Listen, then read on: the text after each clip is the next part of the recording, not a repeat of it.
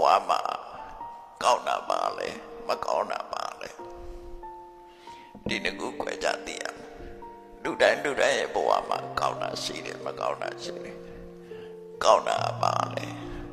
ကောင်းတာကဘဝရတာကိုအကြောင်းပြုပြီးတော့ပျော်ရွှင်ရတယ်ကောင်းမှုကုသိုလ်တွေလုပ်ခွင့်ရတယ်နော်ဒါဘဝရဲ့အတ္တရလို့ခေါ်တဲ့ကျင့်စရာပါဒါတွေလာလို့မေးတပည့်ကကြည့်လိုက်လို့ရှင်အစင်ပြေနေတဲ့ဘဝကြီးကအစမပြေတာဖြစ်လာတယ်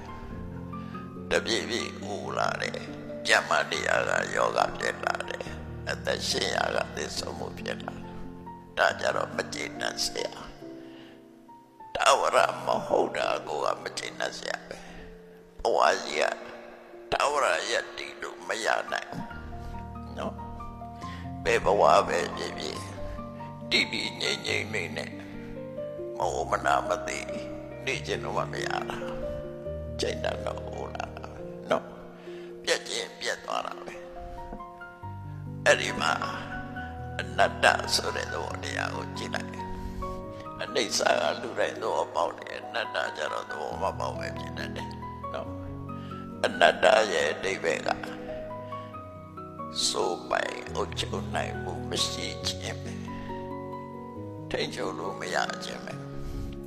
ကိုယ်ကမောအစပိတ်မဖြူအောင်ထိန်လို့ရလားတော့မကြိုးအောင်ထိန်လို့ရလားမရဘူးဘုန်းကြီးတို့ဆိုအသက်မတွက်တော့ဘူးလေလုပ်လို့ရမရလူတွေကတော့တင်မယ်စေကူရင်ရမယ်လို့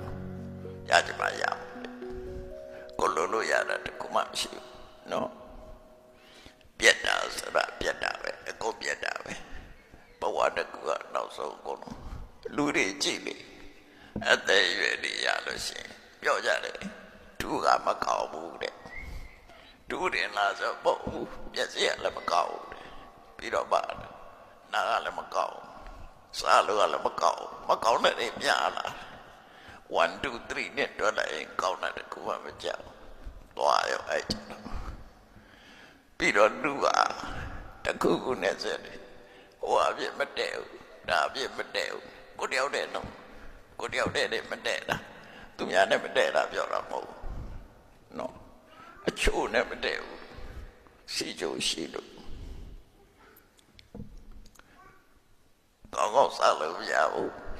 တွေ့တော့ရှိတယ်ဟိုနဲ့မတည့်ဘူးဒါနဲ့မတည့်နောက်ကြတော့သူနဲ့မှမတည့်တော့သွားရော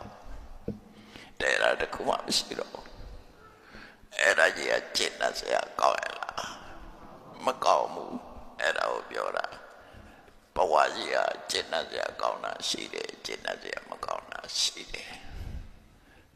အဲ့ဒီနှစ်ခုကိုမြတ်တာဆိုကြည့်တတ်ဖို့လိုတယ်အဲ့တော့ကျင့်တတ်စရာကြီးရခြင်းလို့လောကမှာမဖြစ်နိုင်ဘူးဆိုလို့ရှိရင်ဟုတ်တဲ့ချိန်တော့ဗမာပြည်မှာပစ္စည်းရောက်လာကြည့်လိုချင်တာဝယ်ချင်မလိုချင်တာနဲ့တွဲယူရတယ်ဆိုတာကြားဘူးလိုက်သေးလားနော်ပပကခိတုံကလေကိုလိုချင်တာကပစ္စည်းတခုဒါပေမဲ့ကိုမလိုချင်တဲ့ရွှေဝါရောင်စပြတော်ကြီးကလည်းယူရသေးတယ်မယူချင်တော့မရလူဘွားအဲ့တိုင်းပဲမှန်တာကိုလိုချင်တာကောင်းတာလေးပဲလိုချင်တယ်ဒါပေမဲ့မကောင်းတာတွေကလည်းပါလာအဲ့ဒါကြောင့်ပြောတာအတ္တဒါကျင့်တတ်စရာရှိတယ်မကျင့်တတ်စရာရှိတယ်အဲ့တော့ကျင့်တတ်စရာကြီးကောင်းတဲ့ဘဝမျိုးရှိလားမရှိဘူးတဲ့ညတော့ဗျာဘယ်ဘဝမှမရှိဘူးကျင့်တတ်စရာကြီးတတ်တတ်မရနိုင်အမြဲတမ်းတွေ့နေအဲ့တော့မဖြစ်အောင်လုပ်တာအကောင်းဆုံးပဲနော်ဖြစ်နေသေးရင်တော့နှစ်ခုရမှာပဲအဲ့တော့တော့မဝယ်နဲ့ပေါ့မဝယ်ရင်မရတော့ဘူးလေကောင်းတာလည်းမရအောင်မကောင်းတာလည်းမရအဲ့ဒါမဝယ်နဲ့တော့ဒီတိုင်းနေလိုက်တော့အဲ့တော့လောကကြီးကဘဝအဲ့တိုင်းပဲလို့သာမှတ်တာဒါကပို့ပြီးတော့သဘောပေါက်အောင်ပြောပြနော်ပို့ပြီးတော့သဘောပြညစွာပြကိုယ်တိုင်က ဘဝမှာကျင့်နေစရာရှိတယ်ဘဝကမကျင့်နေစရာရှိတယ်